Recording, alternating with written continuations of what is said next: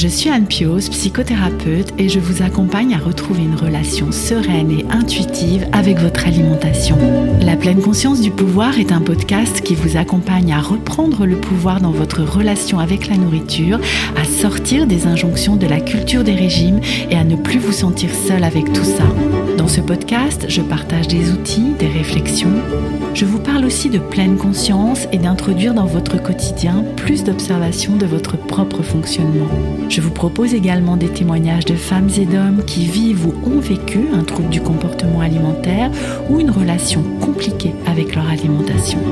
Leurs témoignages vous permettront, je l'espère, de réaliser que nous sommes nombreux à nous retrouver pris au piège de cette relation toxique. Je vous laisse avec l'épisode du jour. Bienvenue dans ce nouvel épisode du podcast La pleine conscience du pouvoir. Je suis ravie aujourd'hui de recevoir de nouveau Caroline puisqu'elle était venue nous apporter son témoignage dans l'épisode 32 du podcast et que vous connaissez peut-être Caroline via son compte Instagram Appétit Libre ainsi que sa chaîne YouTube du même nom. Bonjour Caroline. Bonjour Anne. Comment vas-tu ? Ça va bien et toi ? Ouais, écoute, ça va, j'étais impatiente de te retrouver. Avant que je vous explique pourquoi nous sommes là ensemble, peut-être que tu vas prendre le temps de te représenter parce que peut-être tout le monde n'a pas entendu l'épisode 32 et puis aussi présenter ta chaîne YouTube, l'intention que tu as avec ta chaîne si ça te va. Oui, ça me va. Donc je m'appelle Caroline, j'ai 38 ans mais bientôt 39 dans 10 jours. Oh, ah oui, voilà. Donc ça se rapproche. C'est tout proche. Je suis maman de 2 petites filles, mariée, je vis à Paris. Je suis médecin anatomopathologiste. Ouais, et c'est grâce à toi que j'ai appris ce terme et cette spécialité. Hein. Voilà. On est une spécialité cachée puisqu'on est dans des labos en train d'examiner des fragments de patients, des fragments au microscope. Donc on est dans un échelon microscopique de la maladie. Voilà. Et je suis venue pour une première fois sur ton podcast pour parler de mon parcours avec l'anorexie et les TCA. Ça a duré de nombreuses années, on va dire ça comme ça. Oui, tu étais venue témoigner. Tu étais enceinte de ta deuxième fille. Ouais, c'était il y a 3 ans. Mon Dieu, déjà. Oui, donc c'était vraiment au début du podcast, épisode 32. Ouais, c'est vrai. Le temps a passé depuis. Et d'ailleurs, on s'était dit, je fais une petite parenthèse, mais peut-être ça pourrait être intéressant, mais dans un autre épisode, de faire une petite mise à jour, en fait, parce que tu as traversé une seconde grossesse, une maternité, peut-être des questionnements. Enfin bon, c'est pas le sujet aujourd'hui, mais du coup, ça m'y fait repenser aussi à ça. Donc, ta chaîne, alors, raconte-nous. Oui, donc j'ai une chaîne YouTube qui s'appelle Appétit Libre, avec un concept que j'ai appelé Papote et Popote, à laquelle tu as également participé. Oui, tu m'avais invitée. Donc, le concept, c'est d'inviter quelqu'un dans un restaurant. Le choix du resto revient à l'invité. Et on parle de son rapport à l'alimentation. Et donc, j'invite n'importe qui mange. N'importe qui mange, oui, c'est vaste. Voilà, donc a priori, tout le monde. Et voilà, ça m'intéresse beaucoup de savoir ce qui se passe dans la tête des gens quand ils mangent. Et donc, on avait testé j'avais testé, parce que tu connaissais déjà ce resto, le Grenier de Notre-Dame, resto végétarien. Ouais, tout à fait. Et c'était très chouette. Voilà. Donc, si vous voulez voir l'épisode avec Anne, pour connaître toute son histoire avec l'alimentation, tout son rapport à l'alimentation, c'est une vidéo qui date il y a un peu plus d'1 an quand même. C'était facile, c'était un petit moment. C'était les débuts aussi de ta chaîne. C'était les débuts de ma chaîne, Oui. Et justement, alors il y a quelques semaines, à l'heure où nous enregistrons cet épisode, tu as fait non, c'est pas un épisode qu'on dit pour les chaînes YouTube, c'est une vidéo. Une vidéo, bref. Un petit peu bilan après une 60aine d'invités. Et dans cette vidéo d'il y a quelques semaines, tu faisais une recette de cuisine improbable. Donc je vous invite vraiment à aller voir cette vidéo parce que moi j'ai bien ri en fait dans l'improbabilité de cette recette. Mais peut-être on n'en dit pas plus parce qu'il faut aller voir. Et puis tu proposais certaines analyses donc suite aux interviews que tu as menées. Et j'ai trouvé que tous les points que tu soulevais étaient très intéressants. Et suite à ça, je t'ai proposé qu'on vienne en parler ensemble pour développer un petit peu plus ces analyses que tu as faites.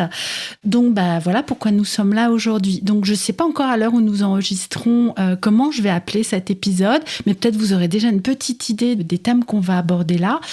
Mais voilà, je te propose qu'on se lance, qu'on reprenne chacun de ces thèmes que tu avais abordés, puis qu'on en discute ensemble. Ça te va comme ça ? Bah oui, peut-être que déjà pour introduire le pourquoi de cette chaîne YouTube à la base, c'est que moi, dans ma guérison de TCA et d'anorexie, j'ai beaucoup cogité sur le rapport à l'alimentation parce que finalement, je me mettais des règles alimentaires, mais finalement, c'est les règles alimentaires un peu qui nous sont données dans les médias, dans tout ce qu'on peut voir. Oui.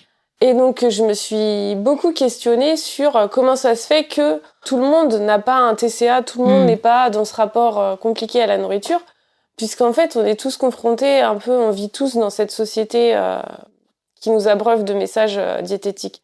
Donc, c'était pour ça que je voulais savoir qu'est-ce qui se passait dans la tête des gens. Voilà, ça vient de là. Ça vient de là, oui. Et d'ailleurs, c'est un des points que tu soulèves dans tes analyses, et peut-être on peut commencer par là, puisque tu l'abordes, c'est que finalement, nous sommes abreuvés tous et toutes de règles alimentaires, de recommandations nutritionnelles, parfois cacophoniques, d'ailleurs, qui peuvent se contredire aussi d'une époque à l'autre. Enfin, c'est un petit peu comme les règles éducatives vis-à-vis des enfants. Un jour c'est blanc, un jour c'est un... Mais bref, mais vraiment la question que tu poses, c'est qu'est-ce qui fait que certaines personnes vont basculer finalement et vont développer un trouble des conduites alimentaires ou une relation troublée à l'alimentation, et puis d'autres vont sembler vivre avec ces règles-là sans que ça leur pose de questions, enfin quelque chose comme ça. C'est bien ça, j'ai bien compris le questionnement là que tu avais. Et en fait, sans être dans un TCA, on peut avoir des préoccupations au sujet de son alimentation, mais voilà, ne pas basculer en fait dans cette relation troublée ou ce TCA. Et du coup, comment tu vois les choses et est-ce que tu as des éléments de réponse à ces questions-là ? Alors, il y a plusieurs choses qui se dégagent, je pense, pour expliquer. C'est la première, c'est que les gens, en général, quand ils tombent pas dans les TCA, j'ai l'impression qu'ils prennent les règles avec plus de flexibilité et qu'à la base, ils sont peut-être moins dans un objectif un peu de perfection et que du coup, ils vont prendre la règle, mais de temps en temps, ils vont se dire non, là, la règle, elle m'embête, je la fais sauter, quoi.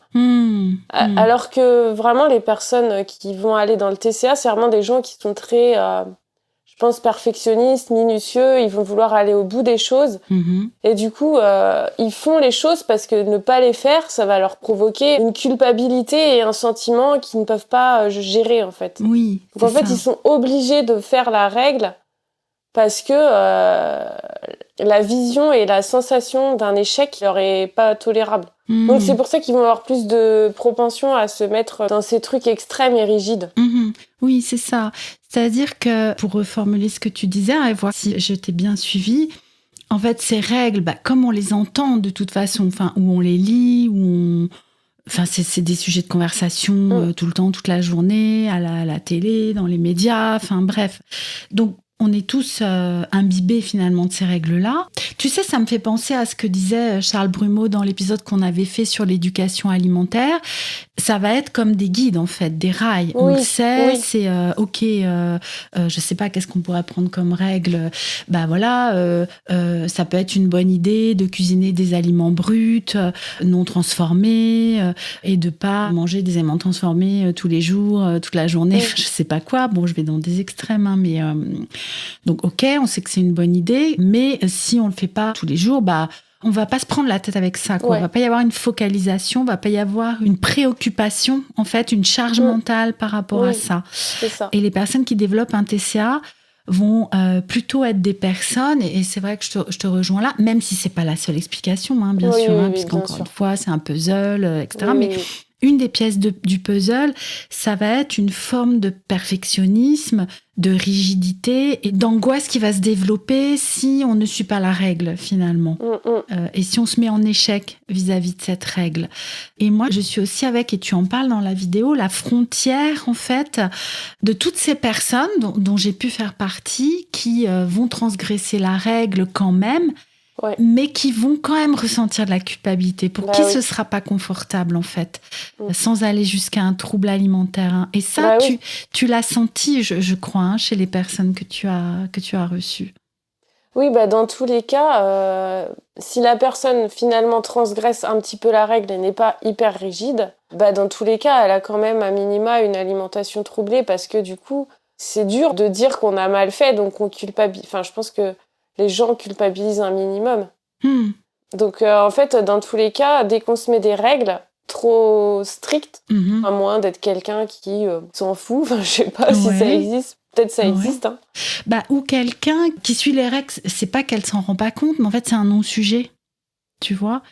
Des personnes qui vont manger intuitivement, si on veut reprendre ce terme-là, qui vont avoir une alimentation sans problème, en fait. Et ça veut pas dire qu'elles font n'importe quoi, mais ça veut dire que c'est un non-sujet et que ça se régule tout seul. Et que, alors, toi, le postulat que tu donnais, c'est que c'est plutôt rare. Et je pense que c'est rare qu'on observe des personnes qui... en Occident, je pense. Particulièrement, Après, ça serait intéressant de faire ses papotes et popotes à travers le monde, mais oui. Impossible. Mais oui, c'est vrai. Parce que, oui, rappelons-le, il n'y a pas de critères, en fait, pour venir sur ta chaîne. Il n'y a pas de critères j'ai un problème, en fait. C'est ça. Le critère principal, c'est que il faut bien vouloir venir sur une vidéo YouTube. Oui. Et être dans un resto, ce qui est déjà quand même un assez grand critère, parce que ça fait un filtre finalement. Parce que des gens qui veulent pas aller au resto ou des gens qui veulent pas apparaître sur une vidéo YouTube, il y en a beaucoup. Oui. Il y a des gens qui veulent pas aller au resto. Dans mes abonnés qui sont dans l'anorexie, il y en a certaines, c'est pas possible. Oui. Oui, après, je te dis, les personnes sans TCA, c'est plus le problème de la vidéo. Ou alors, des personnes qui se disent, mais moi, je vais rien avoir à dire, en fait. Oui. Mais ça, je leur trouve toujours un truc à dire. Mais au final, on trouve toujours quelque chose à dire sur l'alimentation. C'est pas possible d'avoir rien à dire. Ou alors, tu sais, j'en reviens à ce qu'on disait de ces personnes pour qui c'est un non-sujet, en fait. Qu'est-ce qu'elles auraient à dire, finalement ? Justement, je pense qu'elles auraient plein de choses à dire sur comment elles font pour choisir leur repas, sur quoi ça se base. Et on voit que ça se base pas du tout sur des règles... Ça peut se baser sur le budget ou ce qu'il y a dans le frigo. Exact. Oui. Et donc, tu en as reçu des personnes pour qui ça se passait comme ça. Oui, mais il y en a vraiment très peu. Et par contre, ce que j'ai reçu, c'est des gens qui pensent ne pas avoir de soucis avec l'alimentation, mais qui, en fait, ont un peu ces petites règles qu'on leur met dans la tête. Et justement, c'était là la deuxième chose, c'est que j'ai l'impression que parfois, elles sont quand même dans un rapport intuitif, mais parfois... Peut-être aussi parce qu'elles sont filmées et qu'elles ont envie de paraître d'une certaine façon, de pas dire « je mange des Kinder Bueno tous les matins ». Bref, elles ont comme envie de montrer une bonne image d'elles. Du coup, elles vont justifier en disant que certains choix alimentaires, c'est par exemple parce que faut limiter le sucre, les messages qu'on entend, quoi. Il faut manger plus de légumes. Alors que j'ai l'impression que derrière, en fait, c'est quand même l'écoute de leur corps qu'elles font. Mais que pour justifier certaines choses, elles vont utiliser parce qu'en fait, elles savent même pas trop expliquer. Oui. Et c'est ça, en fait, le mangeur intuitif, quand on lui demande pourquoi tu manges ce que tu manges, en général... et c'est ça, parce que j'en avais envie. Voilà, et du coup, il se dit, tiens, je vais justifier, parce que ça, c'est un index glycémique, enfin, je sais pas quoi, c'est un pas trop sucré... Il utilise ce qu'on entend, mais en fait, je pense qu'il y a une part des gens qui fait ça aussi parce qu'ils sont filmés. Oui, c'est ça, et qu'il y aurait un biais, là. Parce qu'en fait, il y en a pas mal, ils me connaissent. Quand je les invite et qu'ils sont pas dans les TCA, justement, ils connaissent pas trop ma philosophie, on va dire. Donc, ils se disent, elle parle d'alimentation, oh là là, c'est une diététicienne, il faut tout que je mange bien... Donc, ils ont peur, en fait. Oui. Parce que je dis, on va parler d'alimentation, ils ont toujours peur. Ouais. Donc, c'est comme quoi, la diète culture, elle est là. Ils ont peur d'être jugés sur leur mode alimentaire. Donc, je pense qu'il y en a pas mal. Quand même. Ouais. Mais c'est intéressant aussi ce que tu dis parce que ça parle de la puissance du truc. Parce que tu parlais de peur, même presque, de peur d'être jugé, en fait. Comme si, mais ça, on peut le voir. Alors, je sais pas, nous, on a peut-être un biais parce qu'on regarde quand même beaucoup de contenu, en particulier sur Instagram, sur ces sujets-là, en fait. Mais ça donne l'impression que tout le monde juge l'assiette de tout le monde. Enfin, je sais pas si tu vois ça dans la vraie vie, entre guillemets, mais peut-être au boulot, tu vois, je sais pas, les collègues qui vont regarder ce qu'il y a dans le tupperware de l'autre collègue, ah bon, tu vas manger tout ça, enfin, toutes ces réflexions, et cette surveillance autour de l'assiette des autres, en fait, va faire qu'on va se trouver dans une espèce de crainte, a priori, d'être jugé, en fait. Et alors, dans une vidéo, en plus, tout le monde va nous voir, enfin... Bah oui, c'est ça. Puis quand on connaît pas ma philosophie, c'est vrai qu'ils se méfient en général au début. Puis après, ils comprennent vite que non, enfin, ils comprennent vite. Des fois, ils comprennent à la fin de la vidéo qu'en fait, mon sujet n'est pas la diététique, quoi. C'est ça. Et que l'idée, c'est pas de voir ils mangent bien ou mal, quoi. Oui, voilà, non, pas du tout. Et d'ailleurs, voilà, il y avait un des points, moi, que j'avais noté et que je trouve intéressant, mais dont tu as déjà un petit peu parlé là, c'est que beaucoup de gens, en fait, ils se régulent tout seuls, mais ils vont justifier ça par des concepts de la diète culture. Hein. C'est vraiment ce point-là. Bah oui, c'est ça. Ils écoutent leur corps, mais parfois, ils vont utiliser les concepts de la diète culture pour justifier leur choix ou leur quantité. C'est ça. Et pas être pris en faute. Hein.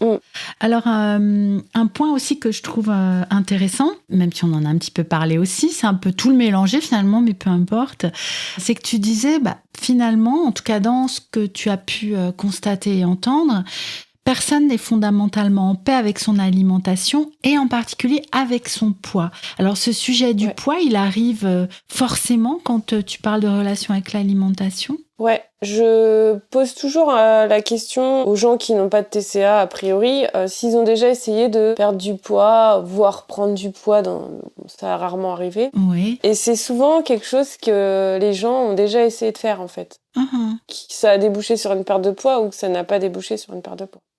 Mais c'est quelque chose qui leur a déjà traversé l'idée. D'où ce constat qu'a priori, peu d'entre nous seraient vraiment en paix finalement avec ce sujet-là.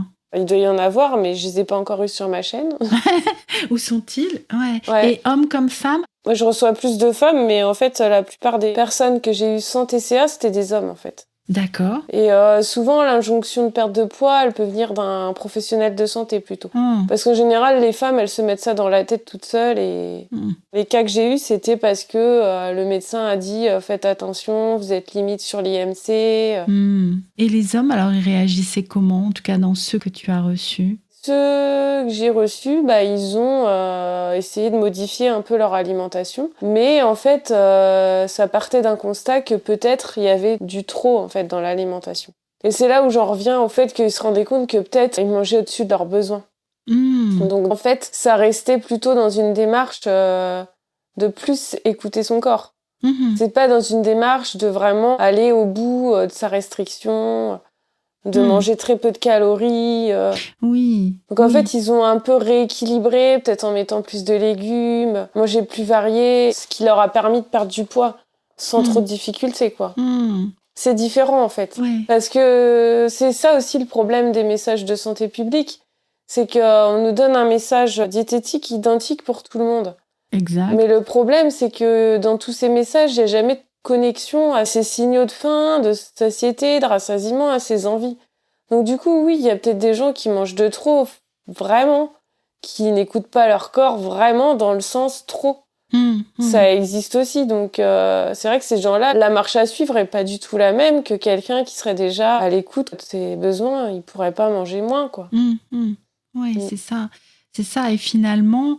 alors je suis avec ce que tu disais, de ces recommandations qui sont les mêmes pour tout le monde, qui sont générales en fait, mais que chacun ou chacune va potentiellement s'approprier comme faut absolument que je le fasse, c'est ce qu'on disait juste avant. Et puis il y a pas du tout, ou en tout cas moi j'ai pas entendu dans ces recommandations là de points sur l'écoute des sensations, sur la connexion au qu'est-ce que la faim, ne serait-ce que ça. Ouais, voilà, il n'y a pas du tout. Ouais, mais c'est vrai, c'est intéressant. Tu vois, j'y avais jamais pensé à ça, en fait, qu'il y a un manque, en fait, il y a un trou dans la raquette. Il y a un gros manque sur le programme national de nutrition santé. Ça donne plein de guides, comme on pourrait dire. Plutôt que règles, c'est des guides. Mais ça devrait être mis à confronter à vos envies, quoi, à vos signaux. Si vraiment vous n'avez pas envie ou si vraiment vous avez très très faim ou ou plus du tout faim, ça sert à rien de manger ou de ne pas manger ci et ça, quoi. Enfin bref, je trouve ça dommage. Oui, c'est vrai. C'est vrai. C'est un point intéressant, tu vois.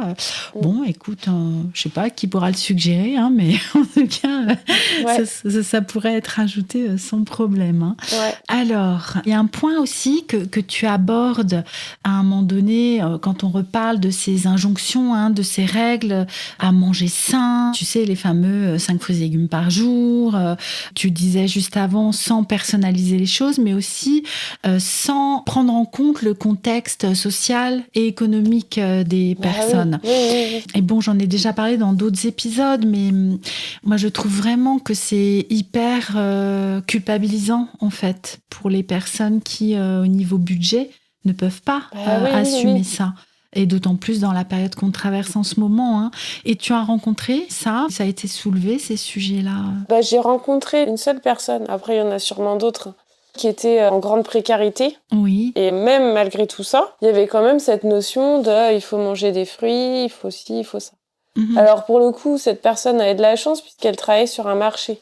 Mmh. Et donc, il me disait que comme il était dans un maraîcher, tous les fins de marché, il y avait les fruits et les légumes à disposition. Mais sinon, ça peut être compliqué, quoi. Parce que les fruits et les légumes, c'est quand même super cher. Puis après, il faut pouvoir les cuisiner.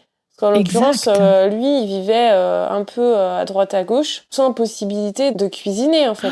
Et oui. Donc, comment on peut manger équilibré Enfin, moi, je suis sidérée de voir le nombre de personnes qui vivent à la rue. Là, à côté de chez moi, y a des gens, ils vivent en tente, mais à l'année, quoi. Et il y avait un bébé à un moment dans la tente. Et je les vois, en fait, des fois, je passe devant avec des boîtes de conserve. Tu vois, à un moment, ils avaient un espèce de petit réchaud.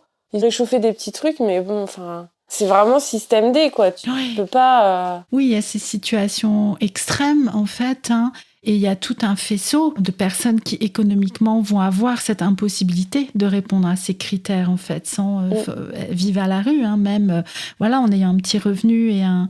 Tu vois ? Ou les étudiants dans les chambres de bonne, enfin... Mais oui. Donc, moi, je trouvais que ce point aussi était intéressant. Et c'est intéressant aussi que tu aies pu discuter avec ce monsieur dont tu parlais. Alors, je ne sais pas après s'il était responsable de famille. Parce qu'il y a ça aussi, tu vois, chez des mamans, quand c'est les mamans qui sont responsables de l'alimentation de la famille, mais cette culpabilité à pouvoir respecter ces règles-là. Hein. Donc...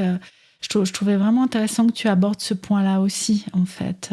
Et est-ce que tu as eu des commentaires suite à cette vidéo, des remarques, ou est-ce que tu reçois sur ton compte Instagram, tu vois, des remarques, des réflexions qui éveillent ta curiosité ou qui te font réfléchir par rapport à ces sujets-là ?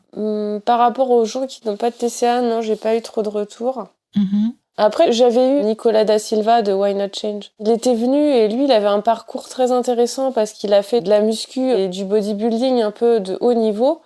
Et pourtant, visiblement, il a jamais développé un rapport compliqué à la nourriture, en fait. Donc, il a dû suivre une diète, il a dû faire tout un tas de trucs. Et puis un beau jour, il a dit non, maintenant je vais faire des études de diététique, j'arrête tout ça.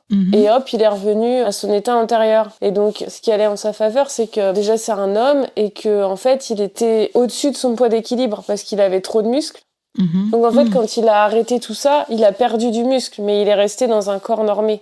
Donc je pense aussi que la difficulté peut venir du fait si ton corps il sort de la norme. C'est là où je pense qu'il y a une difficulté supplémentaire qui vient s'ajouter. Oui, et tu vois, ça me fait penser, effectivement, je me suis jamais posé la question, donc posons-la nous, des personnes qui feraient un sport à haut niveau, quel qu'il soit, mais potentiellement, tu vois, je pense au sport avec des catégories de poids, par exemple, ou des critères esthétiques. Alors, tous et toutes ne basculent pas dans les troubles alimentaires, en fait. Beaucoup, mais quand même, voilà, c'est quand même... Et on l'a vu sur le podcast, on a reçu pas mal de personnes qui ont fait soit de la danse classique, la GRS, le patinage, enfin des sports comme ça, où il y a des critères esthétiques, ou le judo. Mais bon, j'imagine quand même qu'il y a des personnes qui ne basculent pas, en fait. Et qu'est-ce qui se passe quand elles arrêtent ? Ce serait intéressant. Donc, tu as reçu Nicolas Da Silva qui t'a parlé de ça sur ta chaîne. Je trouve que ce serait intéressant de recevoir d'autres personnes qui viennent témoigner du non-développement finalement du TCA pour continuer à alimenter cette réflexion que tu as de qu'est-ce qui fait qu'on bascule ou pas avec certains mêmes critères, par exemple des critères de catégorie de poids au niveau du sport, etc. Tu as une idée, toi, de qu'est-ce qu'il fait ? Ou lui, comment il expliquait ce qui faisait lui, il avait qu'il tout a pas un basculé. argumentaire très développé.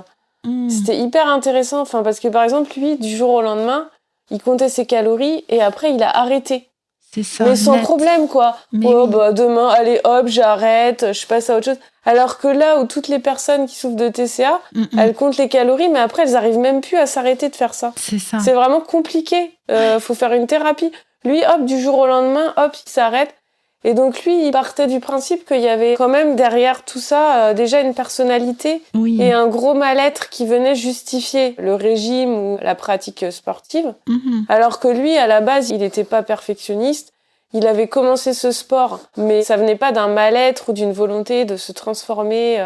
Et je pense que tout vient de la motivation de base. C'est ça. De ta personnalité de base, si t'es obsessionnel ou pas, si t'es perfectionniste ou pas, si t'es rigide ou pas. Oui, encore une fois, quelles sont les autres pièces du puzzle, en fait, qui vont faire que, par exemple, faire une activité sportive qui demande de contrôler le poids va faire basculer ou pas, finalement.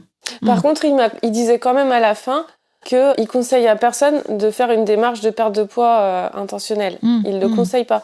Parce qu'en fait, il dit soit ça provoque une alimentation troublée ou un TCA, soit ça ne marche pas et la personne reprend son poids, en fait. Oui, c'est ça. Donc, dans tous les cas, ça sert à rien. C'est ça. De toute façon, donc, c'est voué à l'échec. Vaut mieux pas tenter le risque. C'est ça. Et il dit que juste dans certains sports, là, on peut pas faire autrement, en fait. C'est ça. Mais c'est un risque, en fait. Et ce que je trouve dommage, c'est que on nous dit partout régime. Mais en fait, il faudrait prendre les régimes comme le tabac, en fait. Pendant longtemps, les gens ont fumé, on ne savait pas trop. Maintenant, c'est marqué sur les paquets, fumez-tu. Donc maintenant, les régimes, ça devrait être écrit, attention, les régimes, c'est risqué. Les régimes, ça peut vous détraquer totalement, vous faire reprendre plus de poids que prévu. Et au moins, les gens se lanceraient là-dedans en connaissance de cause. C'est qu'actuellement, les gens se lancent là-dedans sans savoir ce qui va les attendre. Ils pensent que ça va être que du positif. Et oui, parce que pour être passé par là, on y croit à chaque fois, en fait. C'est ça qui est terrible. Et je sais plus, je crois que c'est Lisa, dans l'épisode qu'on a enregistré ensemble et qui est sorti au mois d'octobre, qui disait mais quel autre traitement, en fait, continue d'être prescrit comme ça depuis 70 ans, alors qu'il ne fonctionne pas, mais que même nous, on continue à y croire encore à chaque fois, quoi. Et en plus de ça, tous les traitements ont des effets secondaires. Exact. Alors que les régimes, jamais personne nous a parlé des effets secondaires. Tout à fait. Donc, il y a quand même du boulot à ce niveau-là, quoi. C'est pas anodin. Mais non, mais maintenant, tu sais bien, Caroline, que c'est plus des régimes, ça n'existe plus, parce que tout le monde sait que c'est pas bon, les régimes. Toutes les modifications c'est ça. Intentionnelles de l'alimentation, quoi, finalement. Ça. Complètement. Et au final, Caroline, après ces 60 à 70 vidéos que tu as faites, est-ce que tu commences à y voir plus clair, en fait, toi, dans cette question que tu te poses depuis si longtemps, en fait, Qu'est-ce qui fait qu'on bascule ou pas ? Comment tu résumerais les points que tu as pu apercevoir, là ? Déjà, je pense qu'il faut une personnalité un peu obsessionnelle, rigide et perfectionniste, qui fonctionne en noir ou blanc, tout ou rien. Après, c'est vrai qu'il y a plusieurs types de TCA, mais je pense que même dans l'hyperphagie, c'est un peu ça aussi. Après, il y a des cas d'hyperphagie où c'est purement émotionnel. Ça, je pourrais pas trop me prononcer là-dessus. Et puis après, il faut un environnement qui favorise. Donc, la société, les régimes, ça favorise grandement. C'est ce qui déclenche. Il y aurait pas ça, il y aurait pas autant de TCA, je pense. Ça déclencherait d'autres trucs, sûrement. Parce qu'à la base, ça survient dans une période de la vie de la personne où il y a un mal-être. À la base, cette personne est perfectionniste, rigide et tout ça, obsessionnelle. Mais si elle va bien, elle a sa petite personnalité comme ça, mais ça va. Mais si elle commence à se trouver un peu mal... Et en fait, à l'adolescence, on se sent un peu tous comme ça. Et si on rajoute en plus les régimes et tout ça, donc ça fait le cocktail. Oui, c'est ça. C'est des éléments qui, pris séparément, en fait, pourraient ne rien provoquer de spécial, en fait. Et tout mis ensemble, ça va faire qu'on va basculer, en fait. Même si on est tous baignés, et on le dit depuis le début de l'épisode, dans ces injonctions, dans ces règles, dans ces il faut, il ne faut pas, etc., quoi. Et puis, au final, c'est aussi ce qu'on va travailler en thérapie, c'est de retrouver cette flexibilité, finalement, cette distance juste, en fait, avec les règles, petit à petit. Puis en fait, malgré tout, je trouve qu'on grandit dans une société qui nous pousse à être perfectionniste et obsessionnel, en fait. C'est vrai. La société, elle veut qu'on soit comme ça. Même l'école, elle nous pousse à être comme ça. Ça a peut-être changé, mais moi, j'ai l'impression que quand on était petit, il fallait avoir des bonnes notes, bien travailler à l'école. On allait à l'école avant tout pour avoir des bonnes notes et non pas pour apprendre des trucs. C'est vrai. D'où part la motivation. Non, mais c'est vrai. On peut poser la question aux enfants, pourquoi tu vas à l'école ? Est-ce que c'est pour apprendre des trucs ou avoir des bonnes notes ? Tes filles sont petites encore, donc elles sont peut-être pas dans l'école avec les notes et tout ça. Non, la grande, elle commence, elle est en CP, mais bon, il n'y a pas de notes encore. C'est un peu tôt pour lui poser la question, alors pourquoi tu vas à l'école? Oui. Non, mais ce qui m'avait frappée, c'est mon mari, en fait. Lui, quand je lui disais, moi, à l'école, mon but, c'était d'avoir des bonnes notes, de faire les choses bien. Certes, je voulais apprendre des choses, mais je voulais bien les apprendre. Lui, non. En fait, il voulait apprendre, tout simplement. Ah oui, c'est vrai.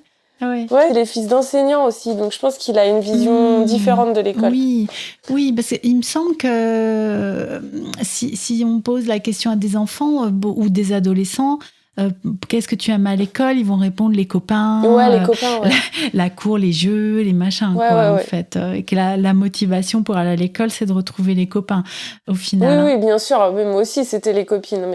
Oui, c'est ça. Mais dans une personnalité perfectionniste, avoir des bonnes notes, en fait. C'est à l'école, mais ça se poursuit après au travail. Il faut être efficace, voilà. Je trouve que la mentalité de la société, elle nous pousse à être comme ça, perfectionniste. Et oui. Et donc, ça boucle aussi la boucle de ce que tu disais au début, de bien manger, de ne pas être jugé sur son assiette, de faire les choses bien, de justifier ce qu'on fait par je sais pas quoi, en fait, pour pas être pris en faute. Ça part des bonnes notes à l'école et de je sais pas, il y a peut-être plus de classement maintenant dans les écoles, mais d'être le premier ou en tout cas d'avoir la meilleure note par rapport aux copains, copines. Et ça va jusqu'à avoir la meilleure assiette, bien proportionnée, bien comme il faut, quoi, en fait. Être mince. Et bien sûr. N'oublions pas, mais évidemment. Évidemment, hein. Et d'ailleurs, on parlait du poids tout à l'heure, et juste avant qu'on se quitte, je reviens à ce point. Est-ce que, en plus du poids, tu entendais des préoccupations sur la silhouette, justement, par rapport à la minceur? Est-ce que ça revient, ça, chez les personnes que tu interviews? Oui, enfin, les femmes en général. Ouais. Mais maintenant, je trouve quand même qu'il y a plus de discours, pour les quelques femmes que j'ai eues qui n'étaient pas dans les TCA a priori, c'était plus un discours, entre guillemets, j'aime pas trop ce terme, mais body positive. Même si la personne en question n'était pas forcément grosse. Il y a plus ce discours, mais après j'ai l'impression que c'est un discours de façade un peu. Oui, c'est difficile. Parce qu'au final, il faut quand même être mince. Mais oui, c'est ça. Et en fait, pour les hommes, j'ai l'impression que cette question se pose moins. C'est plus la santé, en fait, le poids pour la santé. Oui, et d'ailleurs, tu disais que ça venait d'un professionnel de santé en général, cette injonction à perdre du poids. En fait, pour eux, c'est juste avoir un IMC en dessous de 25 et c'est tout, quoi. Alors que les femmes, non, il faut vraiment être beaucoup plus mince, quoi. C'est plus la taille de vêtements. Et oui, en plus. Non seulement il faut être mince, mais en plus... Quand on fait un 42, pour moi, on est mince. Ça se discute, tout ça est subjectif. Mais bon, pour certains, c'est gros. Mais enfin, voilà, alors que 42, je pense pas qu'on a un IMC à moins d'être... très petite. Je pense pas qu'on est au-dessus de 25. Oui, et puis tout dépend du magasin aussi. Bon. C'est ça. Oui. Quand il fait du 42, le magasin, parce que... Oui, c'est vrai. C'est vrai. Alors, j'ai l'impression qu'on a fait un petit peu le tour, là. Caroline, tu vois des choses à ajouter, des points que tu aurais envie de développer encore, ou une réflexion qui te vient, là, avant qu'on ne se quitte? Par rapport aux gens qui n'ont pas de TCA a priori, non. Je sais pas s'il y en a qui écoutent ton podcast d'ailleurs, qui n'ont pas de problème avec l'alimentation. C'est vrai, il y a un biais un peu là en fait. Il y a un biais, ouais. Mais oui, il y a un biais. Mais peut-être qu'elles connaissent les personnes qui écoutent des personnes. Forcément, j'espère. Oui, tout à fait. Globalement, j'ai l'impression qu'il y a plus de personnes qui ont un rapport perturbé à l'alimentation que de mangeurs intuitifs. Ouais. C'est vrai que c'est difficile d'observer autour de nous. Il y en a, et moi j'ai l'impression plus des hommes, a priori, que des femmes, non? Tu fais ce constat-là aussi? Ouais, après c'est vrai que, en fait je dis ça, mais en fait on peut pas savoir. À moins de vivre avec la personne. Mais c'est vrai. Parce que, en fait, même les collègues de bureau, à moins de faire un papote et popote avec eux, de vraiment les prendre et de parler que de ça, en fait on sait pas. On sait pas ce qui se passe dans la tête des gens quand ils mangent, en fait. Donc il y a des gens, ils peuvent avoir l'air très sereins, et ne pas l'être. Et oui. Il y en a où c'est clair parce qu'il va y avoir des réflexions, il va y avoir j'ai trop mangé, sûr. Voilà. Mais il y en a, on sait pas. Et quand on n'est pas au quotidien avec la personne, donc on partage quelques repas dans la semaine ou voire moins, On peut pas savoir. Il faut que tu invites tous tes collègues à venir faire un papote-popote, alors. Ouais, tout le monde. Tout le monde, c'est ça. Ouais. Et d'ailleurs, on en profite pour... tu recrutes des personnes pour venir oui, je recrute. Manger Exactement, avec toi, exactement. Oui. Donc, si vous connaissez peut-être encore plus des personnes qui n'ont pas de problème avec leur alimentation... Oui, après, des personnes qui ont des problèmes avec l'alimentation, c'est toujours intéressant aussi. Ouais. Toute personne est la bienvenue, en fait, sur ta chaîne. En pouvant se déplacer quand même jusque Paris. Il faut pouvoir venir à Paris ou proche banlieue. Proche banlieue, c'est ça. Ouais. Bon, tu évoquais le fait d'aller à l'étranger peut-être. Ah oui. Après, il y a la barrière de la langue. C'est ça. Ou si quelqu'un t'invite, je sais pas, à Marseille ou à Lille. Quand je vais en vacances... Mais oui, tu avais fait un épisode dans le sud de la France, je crois. J'avais fait, avec Amandine. Ah oui, c'est ça. Donc, n'hésitez pas à suivre Caroline sur sa chaîne, bien sûr, YouTube, Appétit Libre, à vous y abonner et à te suivre sur Instagram aussi, Appétit Libre aussi. On mettra tous les liens dans la description de l'épisode. Si vous avez des questions à poser à Caroline, n'hésitez pas, j'imagine. Oui, bien sûr. Sur Instagram, c'est plus pratique. Ok. Et puis, Caroline, on se dit peut-être à une prochaine fois pour parler d'un autre sujet et en particulier peut-être de prendre de tes nouvelles plus en détail, si ça va. Avec grand plaisir. Merci à vous d'avoir écouté cet épisode. Je vous souhaite une bonne fin de journée ou de soirée, peut-être, si vous nous écoutez le soir. Et je vous dis à très bientôt pour un prochain épisode.